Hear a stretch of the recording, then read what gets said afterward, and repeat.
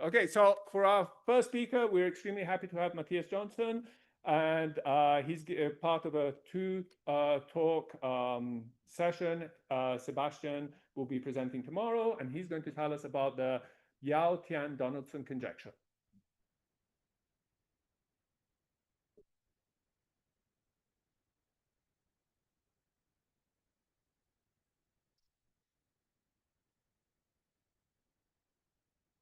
All right, so yeah, thank you very much to the organizer for giving the opportunity to speak here, Sebastian and myself. Yeah, so let's get right into it. So this is report on work in progress, but on one hand it's work in progress, but it's something that it's a culmination of something we've been working on for a long time. All right, so let me go through essentially the goal of these lectures. So it kind of starts with something algebraic, a complex projective variety. And to study that, since you're over the complex numbers, it's a standard thing to associate a complex manifold or a complex analytic space to that. And once you have that, then you can apply transcendental techniques. And often you just identify X with this XH, where H is for holomorphic. But what we are doing also, you also have on the complex numbers, you have the trivial absolute value. And there is an analytification of that respect to this, of X respect to this absolute value in sense of Berkovich. And I will talk a little bit more about that. So that's something that comes in. And it turns out that a lot of things you can do in complex geometry, not all, but many, have a non-Archimedean counterpart in this setting. And moreover, since you're kind of working over the trivial absolute value, in some sense, you're still doing algebraic geometry, but it allows for some natural asymptotic constructions to be fit into a more analytic framework. So in particular, R filtrations, B divisors, and other things have a kind of a natural home in this world. Okay, but then what we really want to try to outline is a proof of the Yau-Tian-Donaldson conjecture about the existence of constant scalar curvature Kähler metrics. So let me go on to that. All right, so this is a conjecture. So it kind of relates algebraic and analytic geometry. So you start with a polarized smooth complex projective variety of dimension n. So L is an ample line bundle on X. And then you have this notion that you're saying that XL is CSEK, so that's for constant scalar curvature metric. And there's a lot of things to say about this. It's the existence of a Kähler metric or a Kähler form, omega, in the first Chern class of L, and satisfying this partial differential equation. So that might come up later. I'm not really going to work very much with this today. A more pedestrian way of thinking about this is about volume growth of balls. So if you're looking at the ball of radius r centered at a given point, and you compare that with a ball of radius r and Cn, you should have this asymptotic expansion. And the scalar curvature in general is whatever you get here. It's a function of X, but we demand that this be constant. Okay. And you see, so in dimension 1, these metrics are the standard ones. So for a curve here, or Riemann surface of genus 3, I guess, it's the hyperbolic metric or Poincare metric. Okay, so this is a complex analytic condition, which I will not say so much about it, but such a thing doesn't always exist. And this Yau-Tian-Donaldson conjecture, vaguely speaking, says that it exists if and only if the pair XL satisfies some stability condition of an algebro-geometric nature. And the most studied case of this is when X is phono and L is the anticanonical bundle. So I believe that Chen-Yang Xu will maybe not talk about the conjecture, I don't know, but at least talking about K stability, K polystability in this setting. So there's a notion, a stability condition, which I will not really formulate here, but which is equivalent to the existence of, in this case, a Kähler-Ritchie metric. And this was done by Yau-Tian-Donaldson and Chern like 10 years ago, or published 10 years ago. Okay, so we'll outline a proof of this in general, but it was slightly a priori a stronger condition, which we call K hat polystability, because the hat is some kind of metric completion. And it's going to be formulated in terms of non-Archimedean geometry, but really, in the end, it's of algebra-geometric nature. It's just that you allow some limits. Okay. All right. So let's go. So the general overview, the general strategy of the proof. So how do you find such a metric? Well, you look at like all candidates. So you look at the space H of L of the possible metrics on the line bundle. And on there, you study a functional. I will not write this down right now, but the goal is to find a critical point of this. You want to find a minimizer. Okay. So, so the kind of the toy analogy of this is if I have just a convex function on the real line on R, and this will admit a minimizer if and only if somehow the derivative at plus and minus infinity is, well, plus or minus infinity. So the first case here, this is, well, I can't. The first case is a good case, and the other two, you don't have a minimizer. So what we'll try to do in this lecture is to study this space of metrics, so the space on which you want to try to find the minimizer. So we'll get to that, but just to make things a little bit more simpler, but to go in there, I want to look at this finite dimensional version of this. First, that will be kind of half the lecture. That's you instead of looking, well, I'm gonna get to this. You have the space of Hermitian metrics on a finite dimensional complex vector space V. So this is some kind of Riemannian symmetric space, but you're going to formulate it slightly differently. Okay, but before that, I'll say something about these absolute values. So that we'll look at. So if you look at the field of complex numbers, it has two natural absolute values. So you have the standard one, which is just Euclidean one. Yeah, is there something funny with it? Not your fault. The Zoom? Sorry, just 1 second interruption. It seems like the Zoom slide sharing has interrupted and we've received.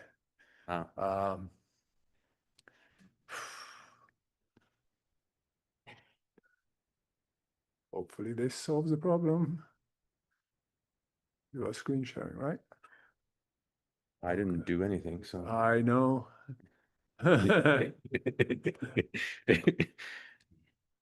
Well, we're back and all right. hopefully. Okay, let me try it. Sure, no worries. Maybe I'll just move this here. Okay. Right.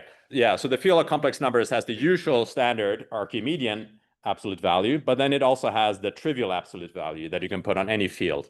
So any element has norm 1 except for 0. Okay. Let's see. Yeah. All right. So there is a kind of a trivial relation between these. So if I take the absolute value, the standard absolute value, and take a power to it, the small power, as the power goes to 0, I end up with a trivial absolute value. So that's kind of trivial, but somehow this ends up being important, indirectly at least. Okay. So I will not really talk about this, but there is another situation where kind of non-Archimedean geometry can be used to study degenerations. So this shows up in mirror symmetry and some other problems. So if you have a family, polymorphic or meromorphic family over the punctured unit disk, you can kind of study this as a family over the field of Laurent series, which is another non-Archimedean field, and you can look at the Berkovich analytification of that. So I won't really talk too much about it. It kind of shows up in an indirect way in what we do. Okay. All right, so now let's look at some object here. So this is the space of Hermitian norms, which will be a finite dimensional version of the space we want to look at. So yeah, maybe I'll move this. Okay. So let's look at a finite dimensional vector space, a dimension n, complex. And then let's look at the space of Hermitian norms. And right, so how do you find Hermitian norms? It's just a general fact that if you pick a basis, I mean, any Hermitian norm can be diagonalized, right? So if you just pick a basis of the vector space, you can just declare what the norms on each basis vector is and declare that this is an orthogonal basis. So basically what I'm doing here, I'm just saying that the EJs, I somehow write it this way. So the norm of EJ is e to the minus TJ, right? So this gives me kind of an inside the space of Hermitian norms. I get a copy of R to the n for every choice of basis. So you can call this a flat because, well, anyway, there will be a metric later in which this is the flat metric on there. Okay, so then there's a basic linear algebra fact that any two norms admit a common orthogonal basis, and this just corresponds to means that any two norms they belong to a common flat. Okay, so now we're going to look at the space of this thing. So it turns out you can, so now if I want to declare, so this is a little bit dense here, but I want to declare is that for any apartment, right, so AE, I'm going to identify that apartment with Rn, and on Rn, I can just put the LP norm, so L2 or L1. But of course, it's not obvious that I can do this in a compatible way for all the different apartments, or flats, I guess they're called. But it turns out that you can do this, so you have to verify the triangle inequality, but this can be done. So there is such a LP metric, or I call it DP metric for any P. And the standard choice, when you look at this as a Riemannian symmetric space for GLN, is to take P equal to 2, but actually we will work with P equal to 1. Okay. Any questions so far? Okay. All right, so that's what happens for Hermitian norms. But then the theme is, okay, so now what you can do over the standard absolute value on C, which shows up here, the infinity, you should be able to do over the trivial absolute value as well. So let's try to do that. Okay, yeah, sorry, forgot one thing. So the geodesics for this metric are just line segments inside these flats. There are all these lots of copies of Rn there, and inside you have just lines, and those lines don't depend on P. Okay, so now let's do it non-Archimedean instead. So we stick to the same vector space of dimension n, and now we look at non-Archimedean norms. So this just non-Archimedean, I didn't write this out, but this just means that the sum of the length of, say, v plus w is less than or equal to the max of the length of v and the length of w. Right? And if I do that, so as such a norm, it's just in one-to-one correspondence with a slightly more algebraic object, perhaps. You take a filtration of this vector space, because a ball in this norm is just a linear subspace. So you can look at FV of F lambda of V. This is the set where I'm using some additive notation here. So this is where the norm is less than e to the minus lambda, and vice versa. So really, it's just a filtration of this vector space, an R filtration. And now you can do the same game. So you can get a basis, you can get such a norm by fixing a basis E, so a bunch of basis vector like this. And then you just declare again that the norm of EJ is e to the minus TJ, for TJ isn't a real number. And now the orthogonality relation, instead of having like an L2 orthogonality, it's become like some L infinity orthogonality. So instead you have a max here. So you can do that. So now you get a copy again of Rn inside. Well, so call this, for some reason, these are actually called apartments. It's not really a pun between flats and apartment. It's just the way things developed. But anyway, so these are copies. So you have all of these. And the same result is true, that any two norms admit a common diagonalization. You can find a basis which is orthogonal for any two of them. And then this is a result. So this is a result of my collaborator, but with Dennis Eriksson. And then you can do the same thing. There is a metric, a complete metric for each P on this space of non-Archimedean norms, so that when you restrict it to any apartment, you just get the LP metric. Okay. Right. And then, so what you want to do next is to explore. So now we have this Hermitian metrics and Hermitian norms and the non-Archimedean norms, and they're actually going to be related. So we're going to explore that. And we're going to do this as a little bit of a digression into something general about metric spaces of a certain. So there's a lot of convexity notions for, or curvature notions for certain metric spaces. And here is a kind of a general convexity notion, which turns out to be relevant. So let's look at a general. I want to have a say a complete metric space, and I want it to be geodesic. So I want any two points to be joined by a geodesic. So then if I look at two geodesics, xt and yt, I can just see as a function of t, like what is the distance t to d of xt, yt. And you just demand that this be a convex function, right? So that's the definition. And if you have this, now you can look at kind of what happens as this is some kind of asymptotic cone you can associate to a metric space satisfying this condition. So let's look at geodesic rays. So you just look at rays, which are geodesic, not necessarily of unit speed.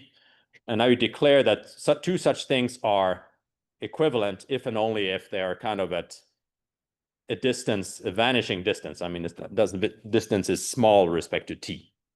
So in fact, another way of thinking about this is just you fix the origin, some of the starting points. So any geodesic, you just look at the set of geodesics starting at a given geodesic rays starting at a given point. Right, and then you can turn this into a metric space by looking at kind of what's the slope of the distance between xt and yt. So here's kind of a picture that you have, right, you're looking at two of these things and looking at what's the slope of the distance as a function of t between xt and yt, right? So that's a space, and it has some action of, you can essentially just changing the speed of the geodesics means that you have an action of the positive real numbers. And there is also a kind of a canonical point inside here, which is just, well, you think of the origin, but it's just a constant geodesic, doesn't move, constant geodesic ray.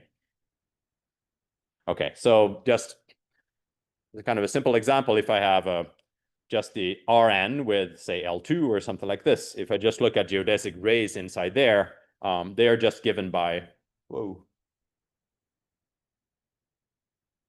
Okay, this one. It'll be a tough angle for some people over there. Yeah. Is this coming up or? Yeah, well, good for you guys. Yeah. Okay. All right. It's coming up. Right. So inside, if I do look at a space of geodesic rays inside Rn, as I said, you could look at them just starting at the origin, for example. So then I just get back Rn again with the LP norm. So not much is happening there. Right. Okay. So that's when P is strictly bigger than 1. When P is equal to 1, it's actually the funny thing with the L1 norm is that you don't have unique geodesic, but you can actually inside Rn, the standard geodesic, which are just lines, I mean, they form, if you just ignore all other geodesics, the picture is the same. So we're going to do that. All right. Okay, so now we're still kind of going to look at the situation when you have a finite dimensional complex vector space. And it turns out you can prove, well, it's actually, it kind of follows from just from the previous slide. If you look at the space of Hermitian norms on V with this distance dp, the LP norm, this is Boucksom convex for any p. And I'm putting a star here with the any. So when p is equal to 1, you just have to ignore the kind of, you just look at the geodesic rays that are kind of lines inside. I guess these should be, this should be not an apartment, but a flat, but okay, inside there. So you have this, and now you can, now the connection between kind of Hermitian and non-Archimedean is that this space of this asymptotic cone, the space of geodesic rays or equivalence classes of geodesic rays is in fact just the space of non-Archimedean norms. And really what you're doing here, I mean, you could, this just follows from what is written before in terms of apartments and so, but concretely what has happened, if I have a geodesic ray of Hermitian norms, so let's call this VT, or I mean this norm T, if I just plug in a vector, I get the non-Archimedean norm by just doing this construction here, which is essentially the same as it's the same as this degeneration of the standard Archimedean norm onto the non-Archimedean norm before. So that corresponds to the case of a one-dimensional vector space. So this is generalization of that. Okay. So now, well, the important thing for here is that the case p equal to 1. So it turns out that for that, and which will be useful later, you can give a different description of the metrics of this D1 and D1 non-Archimedean. Okay, so we'll do that. So this is something you can do. It's called like a volume of a norm. So because if you have a remission norm on a vector space, just canonically, it induces a norm on the determinant of V, so just the top exterior power. And the good thing about this is it's just a one-dimensional complex vector space. So somehow one-dimensional, there are not so many norms on the one-dimensional complex vector space, but so especially if I fix a reference norm, may not be a canonical reference norm, I just pick any, then I can compare, so that has a determinant as well. So I have two norms on a one-dimensional vector space. I can compare them. So really what I do is I just pick any non-zero element, any non-zero vector, and I just look at what's the norm of that guy under the two different norms. And that's just, now this is just a number, a positive number, and I take the logarithm of that. So this is, I mean, it should really be a function of two variables, but like two norms, but I fix one of them. And it turns out that this D1 distance can be formulated in terms of the volumes of, first the two norms, and then what you can do, you can always take the maximum of two other norms. You have this. And this does not depend on the choice of reference norm. Okay. And in fact, the same thing applies to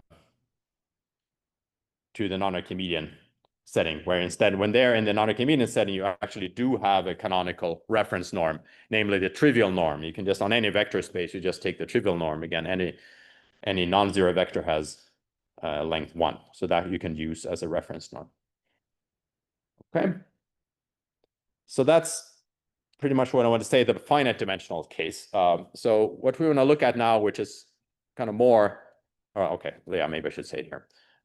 Right, so if I look at a geodesic ray inside the space of Hermitian norms, say starting from the reference norm, then the volume is just a linear function time. It's a linear function of t along the ray, and the slope is exactly kind of the, you know that the geodesic ray corresponds to a non-Archimedean norm, and the volume of that norm is the slope. Okay, so really the space we want to work on is a kind of infinite dimensional version of all this. So we'll start looking at that. Okay, yeah, before getting there, so we'll go back to, this is something I already mentioned. So if you have a variety, say of finite type over complex numbers, you can associate a complex analytic space. So if it's smooth, it's a complex manifold, and you have, of course, this is well understood. You have the Gaga theorems and so on. So this is kind of part of the standard toolkit. And the underlying space of this thing is just, I mean, it's just a complex points. And of course, then you put a different topology on it, and you put a structure sheaf. But the definition of this analytification, of course, uses the underlying absolute value on the complex numbers, right? So usually if in algebraic geometry, you can just say if a polynomial is 0 or non-zero, but when you put the absolute in the complex geometry, you can say if it's less than 1 in absolute value, for example. Okay. So now there are different kind of flavors of non-Archimedean geometry. So in some kind of general setting, say you have a variety over a field equipped with say a non-Archimedean absolute value, you can try to associate some kind of analytic objects of that. So one flavor of this is Berkovich's theory, which is the one which is relevant here. And we're just doing a special case of that when the ground field is, say, the complex numbers, and the absolute value is just a trivial absolute value on the complex numbers. So that gives you an analytification, which we're just going to look at it as a topological space. But it does have a structure sheaf as well. And it's as a set, it's bigger than x of c. So let me say something about what set this actually is, and may hopefully, without saying too much, just relate it to something that's maybe a little bit more familiar. So first of all, when it's just a matter of choice, but I'm going to look, instead of looking at norms, we're going to look at like negative log of the norm. So these are like this additive terminology. So it means instead of absolute value, you have valuations. It just turns out. So, okay, so one way to describe, at least as a set, this space, this analytification, is that it's a kind of enhancement of X just viewed as a scheme. So you look at the space of the set of points. So you're looking at C as a point in X. So it's the scheme theoretic point. But then to that, you put, in addition, a real rank 1 valuation on the residue field at that point. And you assume that this is that valuation is supposed to be trivial on the ground field C, right? So it's kind of an enhancement like this. So, and in particular, so I'm assuming that X is a variety here. So I can look at the scheme theoretic point, which is just a generic point. So inside all of this, I put C to be the generic point, and then I have to put like K of C, it's just the, well, I mean, that's the function field of X. So what I get here is all the R-valued valuations on the function field of X that are trivial on C. So I'm going to call this like X val, like this. And the interesting case here, we really care about when X is projective, let's say X, and when X is proper already, then this space has some nice features. This XNA, it's a compact Hausdorff space. And right, so it contains, as a dense subspace, you have these valuations. So the valuations on the function field of X, they sit inside here as a dense subspace. And even more kind of geometrically, maybe, you have the space of divisorial valuations. So what are those? So you have a prime divisor over X. So this means I take maybe I'm allowing myself to blow up X and look at some birational model, take a prime divisor there that defines a valuation ORD E, which is the order of vanishing along E, some Z-valued valuation. And then I allow myself to multiply that with a non-negative rational number. Okay, so I'm not sure how easy this is to see this picture here, but if I do this for a smooth curve, or say P1, for example, the whole space, the analytification looks like some kind of star with infinite. This is just one branch point, which the branch points corresponds to the trivial valuation on the ground field, on the function field. And then there is like one leg for each point in P1 of C. So those are the endpoints. And everything that's not an endpoint, that's the X val. And then these blue dots, these are the divisorial valuations. Anyway, maybe the thing I think wanted to retain from this discussion is that you can view this analytification as a compactification of the space of divisorial valuations. So arguably divisorial valuations are something that's has a kind of fairly concrete algebra-geometric flavor, and this is a way of compactify this space, which turns out to be important for our what we do. Okay, so now we have now I want to study. I said that I want to do some. They want to study a functional on a certain space. So we're getting to the space we're actually going to look at here. So we have a smooth, complex projective variety of dimension n, and then you have an ample line bundle. And so metrics on a line bundle is this just measures like, I think of the line bundle as a geometric object, so not as an invertible sheaf. So or at least this LH is like that. So I'm going to just measure like vectors, inside the line bundle, but I want to use additive notation. So a metric is going to be minus log of the length of something. So this is a function on the total space, but minus the zero section. Okay, so then there is some nice, if you look at the smooth metrics, smooth, I mean in the C infinity sense, and you're saying this is positive, if you can look at that as a curvature form of this metric, and you demand that this be positive, so it's a Kähler form. That's the definition of a smooth positive metric. And we want to look at the space of all those. So what we want to find later is, well, right. I mean, what basically follows in this DDC lemma is that if you take the curvature form, it doesn't, if I like mod out by R, so up to a constant, a Kähler form in C1L is determined by such a metric. So I want to, in the end, I want to study the space. I want to study a functional on the space H. My constant scalar curvature metric will be an element. It's a Kähler form, but really it will come from an element here. And Donaldson had this image that this H should be, the space of such positive metric should be an infinite dimensional version of the space of Hermitian norms on the finite dimensional vector space that we had before. Okay. And the goal of today is to really to exhibit, it's not going to be a version of this. It's not exactly on the nose what he said, but anyway. Okay. So how do we study the space of norms? So we're first going to fix a reference metric.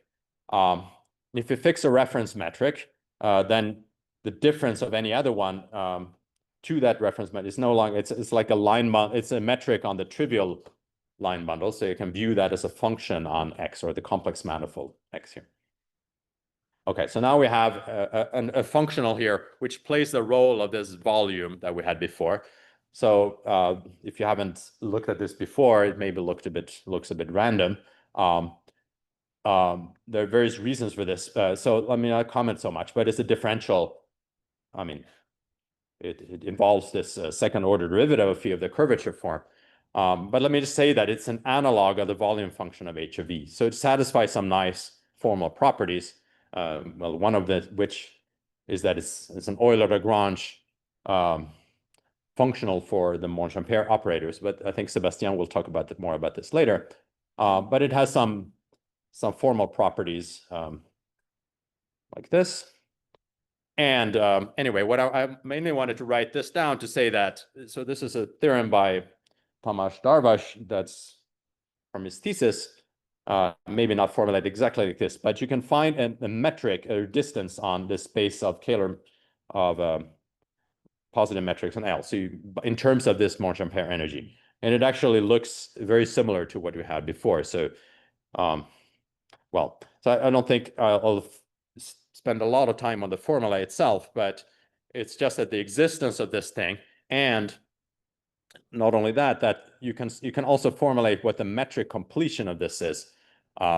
So the space is not complete, but the metric completion, which of course some abstract gadget, but you can actually identify this with, these are also metrics on L, but they arise as, well, I mean, they arise as limits of decreasing sequences here. So but I want to say that, well, again, the exact formalism for this is maybe not so important, but you can kind of control, you have some explicit control on what the metric completion is. I guess that's what I want to say. Okay. Right. So now the analogy is to show, well, what are these, does this space have kind of good geodesic properties? Well, it can be joined by geodesics, and does it have this convexity property? So there's been a lot of work inside this. So if you look, so what is a segment? Well, inside E1, so it's a segment of just a one parameter family of metrics. It's kind of a trick to study this, that you actually make it to a family over the disk. So you look, instead of doing like X cross the interval, you look at X cross, actually it's more like an annulus. The DI is an annulus, and there you just add one kind of imaginary part or something like that to make it S1 invariant. So what's said here is essentially just completely formal. But then you're saying that this segment is plurisubharmonic. So PSH is for plurisubharmonic, which is this positivity property. If the metric here is plurisubharmonic, and then there is some kind of local maximality condition. And it turns out that so these, declare these to be geodesics. There are actually geodesics for this for this distance here. And these are not the only geodesic, but the only ones we care about. And then there's a theorem that well, it's the same paper by Darvish before, and then there's another kind of follow-up paper by Berman, Darvish, and Liu. Well, it's a small result in that paper, but anyway, that this metric space also has this Boucksom convexity property, that if I look at the distance between two geodesics at distance as time t, that's a convex function of t. And now it turns out that really the space we want to look at is this metric completion, this U1, D1. So that is really what's going to be the good infinite dimensional analog of the space of Hermitian norms on a fixed vector space. Okay. Okay. So now we can look at the space of, well, again, this is this radial space. So just put, it's essentially a space of geodesics, or at least the ones of PH geodesic rays. And it's just this space of geodesic rays with a fixed initial point. And this Monge-Ampere energy is going to be linear along such a ray. Okay. But next, what we want to do for the analog on the finite dimensional case, you had emission norms. There was a non-Archimedean analog of that. And that's going to be true here too. So we want to do a non-Archimedean analog of H, of E1, and also relate these two. Okay. So that comes from it's maybe not obvious, but this comes from an algebro-geometric object that's known as test configurations. So there's a bunch of things you have to say for the definition, but it's essentially you're looking at, you take XL, right? So this is X and a ample line bundle, and you want to degenerate this. You want to put it into a family over A1, and you want this to be C star equivariant. So really, I'm just saying that XL over the point 1, you just have XL. That determines what you have outside the origin, but above the origin, you might have some more complicated degeneration. I just demand a priori that this is flat and projected.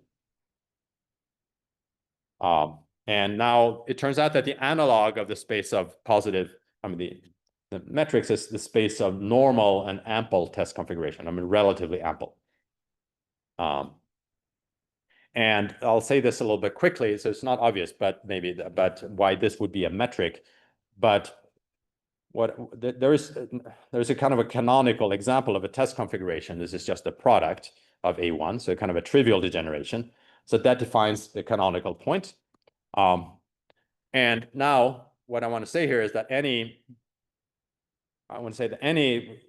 test configuration defines a function on divisorial points with Q.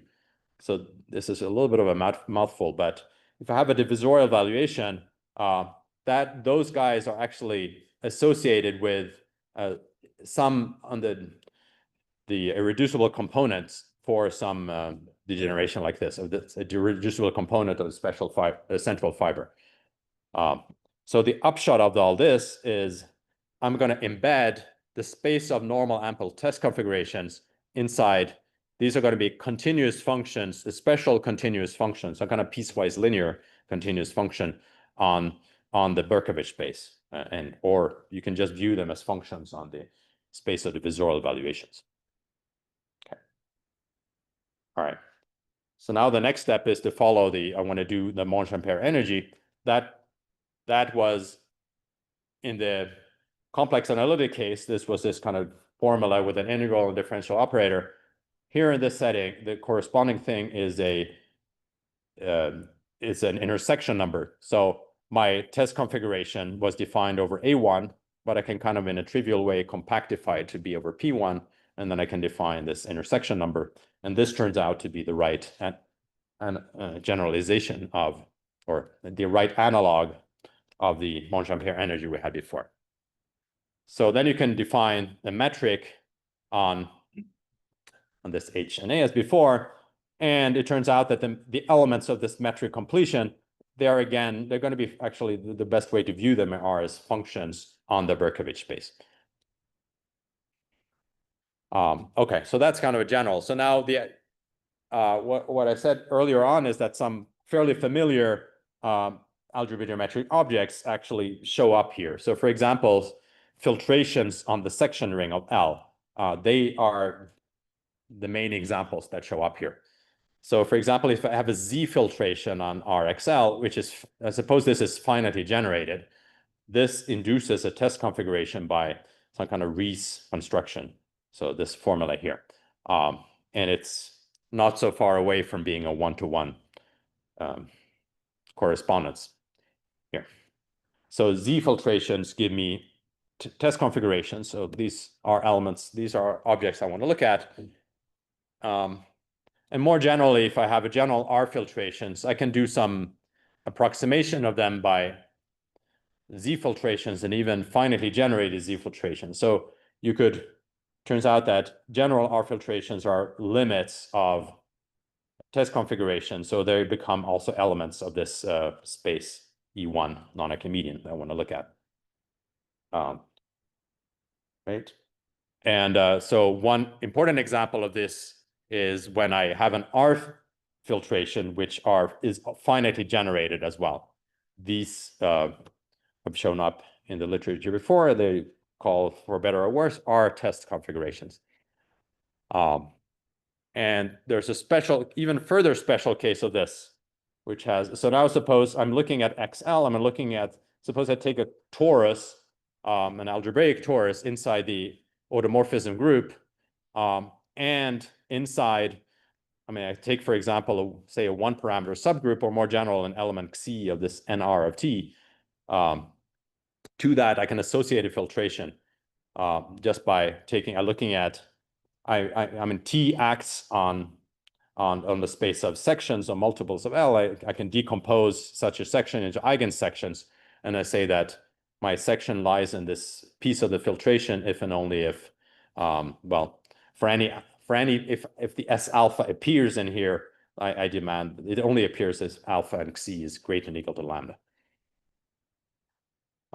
Okay, so now these set of product test configurations are now viewed inside the space that we're going to look at, and it turns out that it's a closed, you can prove this is a closed subspace. Okay, so then there are some other constructions, as I mentioned, we're not really going to use them, but if you look at the constructions of B divisors in the sense of Shakurov and various Zariski decompositions, they can be favorably understood through functions on the Berkovich space, although not necessarily functions that live in this space that we'll look at. Okay, let's see, where am I? All right. So now I want to look at geodesic rays in the space E1. So E1, again, this is the space we want to optimize over. So this turns out, we saw this is Boucksom convex. So you can look at the space of PSH geodesic rays emanating from a fixed reference point. Okay. And what this is, it means it's let's see, yeah. Right. So let me give an example of such a thing. Right. So if I have, I mean, how do I get a ray? So I want to view this as one more dimension.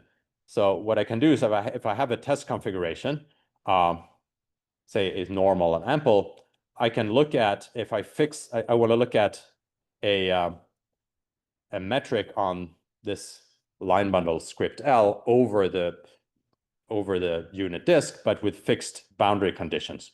And I can take the maximal such thing, and that defines a geodesic ray.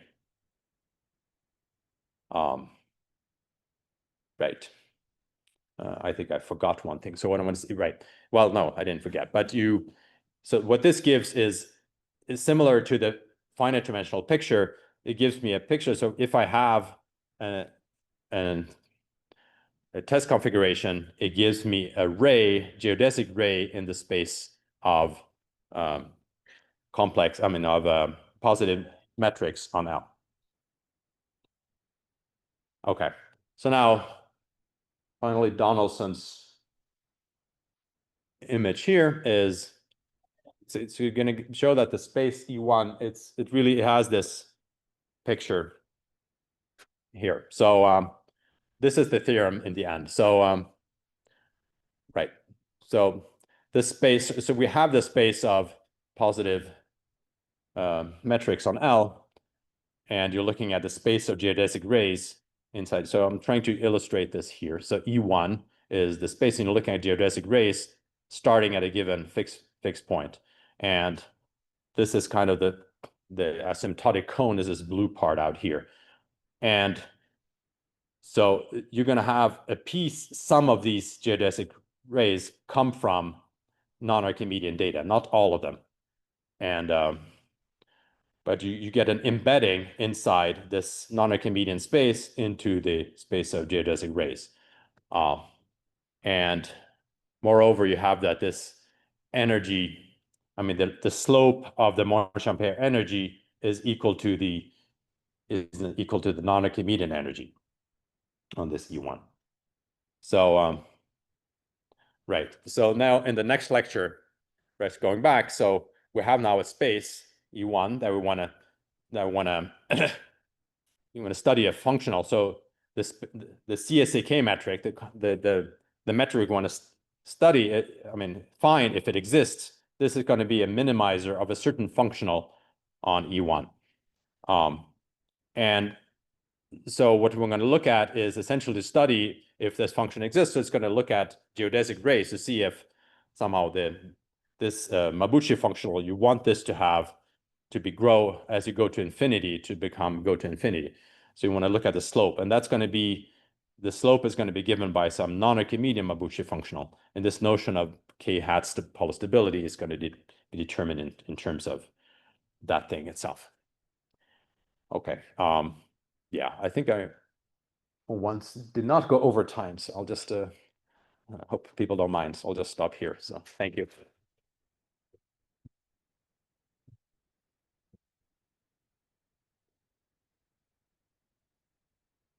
Well, since you didn't go over time,